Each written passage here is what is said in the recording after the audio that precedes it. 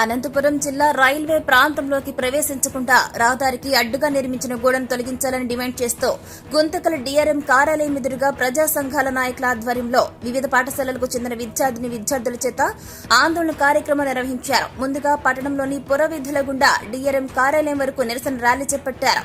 అనంతరం డీఆర్ఎం కార్యాలయం ఎదురుగా రోడ్డుపై బైఠాయించి ఆందోళన చేపట్టారు. ఈ సందర్భంగా ప్రజా సంఘాల నాయకులు మాట్లాడుతూ రైల్వే ప్రాంతంలోకి ప్రవేశించడానికి వీలుగా ఉన్న రహదారికి అడ్డుగా నిర్మించిన గోడను వెంటనే తొలగించాలంటూ గత వారం రోజుల క్రితం ఆందోళన కార్యక్రమాలు నిర్వహించామన్నారు. దీంతో రైల్వే అధికారుల్లో ఎటువంటి చలనం లేకపోవడంతో ఈ రోజు డీఆర్ఎం కార్యాలయం ఎదురుగా ఆందోళన చేస్తున్నామన్నారు.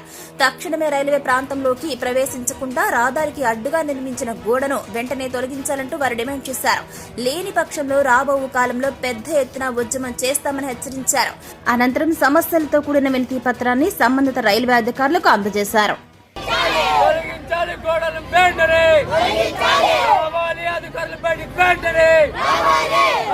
అధికారులు బయటికి వెంటనే